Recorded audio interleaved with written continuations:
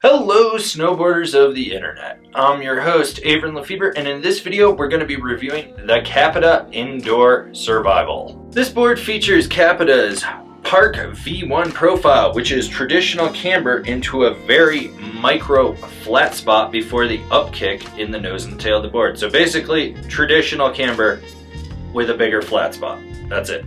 That's all you need to know. This board is available in 6 sizes: 150, 152, 154, 156, 158, and 160.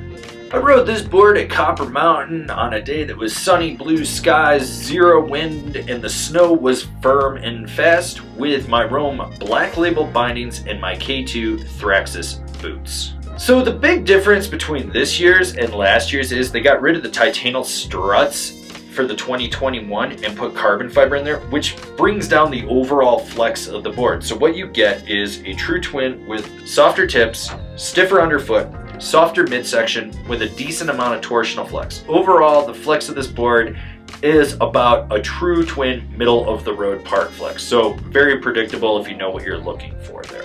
With that tweak in the flex, you obviously are going to get some chatter out in the tips, and that will resonate back under foot. The board's a little bit more loose now, and so when you're plowing through chunder, you're going to feel it. You're going to take those hits. Your knees are just going to have to flex a little bit more. Now with that said, did it wash out? No. Did it buckle? No. This board was still able to plow through everything in its path. It's just a little bit more lively and you feel a little bit more underfoot.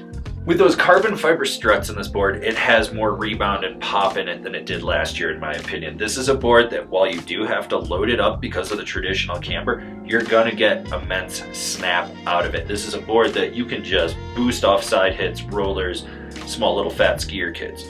And when it comes to jumps, this board is fully at home, hitting the lip of a jump, spinning, doing whatever you need to do, riding the half pipe. It just wants to pop and be in the air. So if you're considering a board that'll get you airtime, the Indoor Survival is definitely one of them.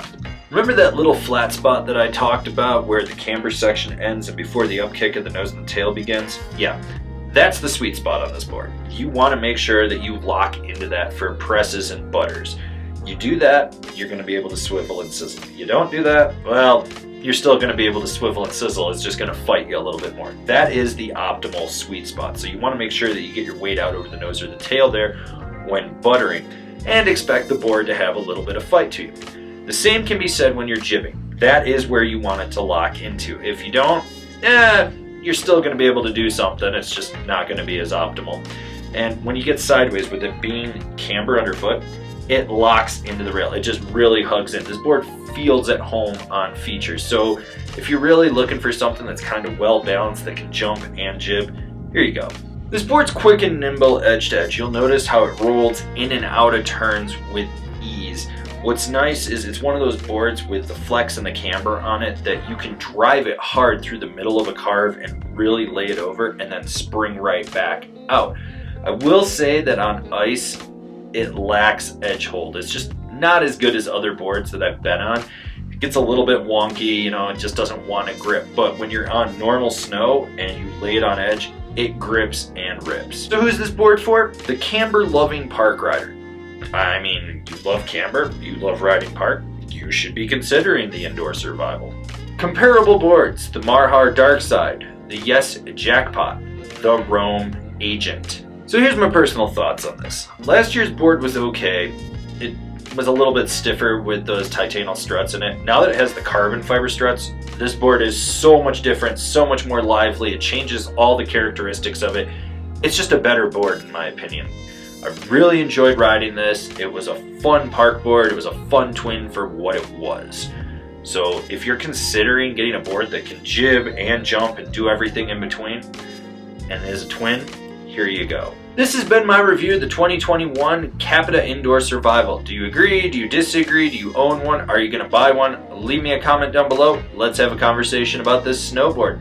If you're new here, remember to subscribe, click the bell, get those notifications. That way you're not missing any of the videos we got coming out for all you snowboarders of the internet. And if you'd really like to support us and you just want to see us grow out what we're doing over here, swing on over to Angry Snowboarder VIP. I could tell you more here, but I got a video over there that explains it so much better. As always, I've been your host, Avran LeFeber, and I'll see you in another video. you.